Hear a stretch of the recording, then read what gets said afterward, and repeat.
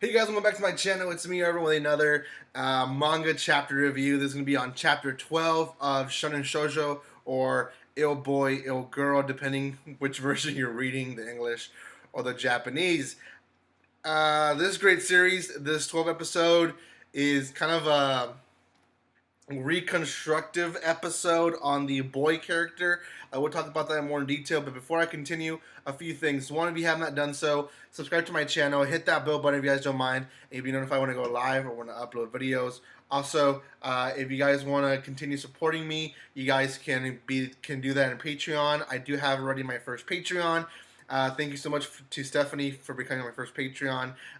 You guys can be like her and be part of awesome perks that you guys can find there. So, third of all, I do want to recommend you guys to watch the first 11 chapter reviews. If you haven't seen them, go check them out. I have them on my channel. And then also there's a spoiler alert for this video because I will talk about it in some detail. So, we kind of got left off in chapter 11 with the boy going to bed. Again, not realizing why he can't see her anymore or hear her anymore or even remember her anymore. The girl that's sick, and he goes to bed. He starts to dream, and he says, "Oh no, here comes another bad dream." And he essentially shows up in a place that he doesn't know where he is, and he's looking out for his moral classroom because that's where he learned about why people shouldn't kill. So they take him first to two different places. One, he ends up in this meeting where people are deciding what's going to be the next individualistic thing next year.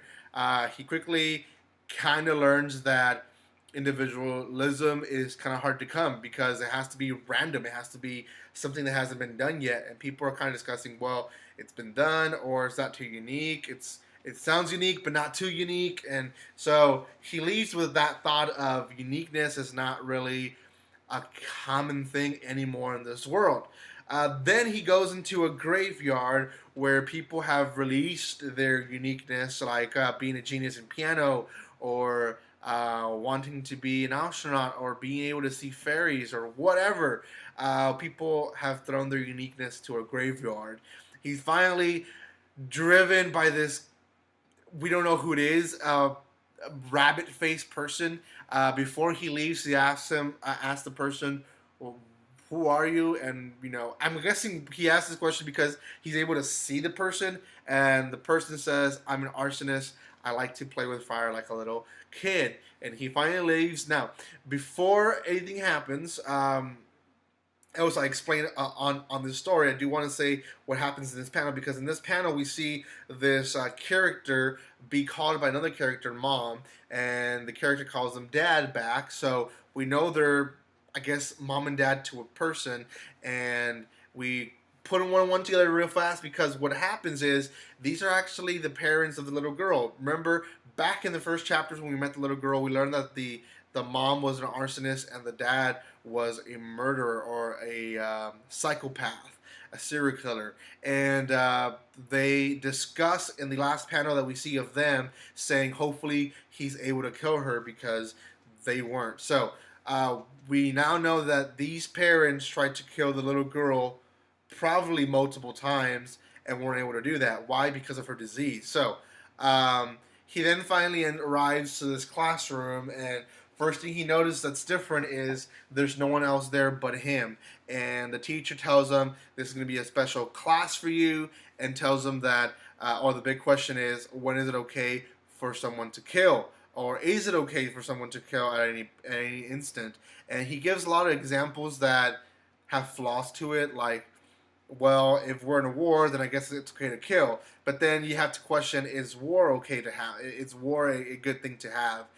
Then he says, well, maybe if the person's sick, then I can help him kill himself. Well, then that's not really murder, it's assistant suicide. So he gives all these examples, and I think there's like 16 in total, or maybe, is it 8 or 16? I forgot how many other per page. I think there were about 6 or 8 per page. So he gives a lot of examples, and the teacher just keeps responding in, well, this and this and this, and he eventually comes to the conclusion, well, if my friend really would really be happy eventually being dead, then I should kill her. So didn't really think that was the best conclusion to be in, but he wakes up and he now has a new goal again, set to kill this girl. So that's where we left off. He's finally ready to kill her. She was not in the room when he woke up, and he was able to hear people's voices as he was walking in the hallway that they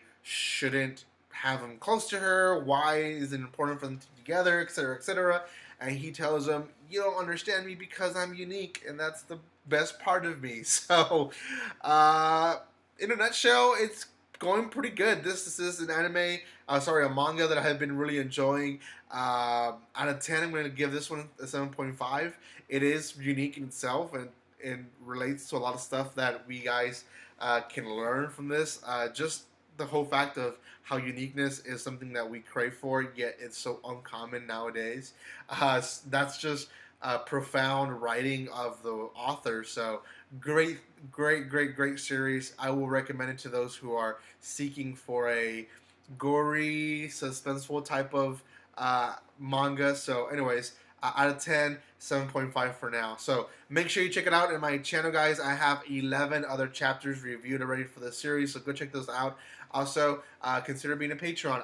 Again, you guys can become a Patreon and can further support my channel. I am trying to work to get a better camera, a better mic, green screen, and then eventually, in the long run, a better computer. There is certain stuff that I do, like gameplays, that have a huge lag, and it's not so much the internet because I have the best internet. It's the computer itself that can't take all that information at once. So I do want to encourage you guys to consider being a Patreon and supporting my channel as much as possible so you guys can help me grow from the small YouTuber to maybe a medium-sized YouTuber. So thank you guys again for the support, and like always, don't be strangers. See you guys.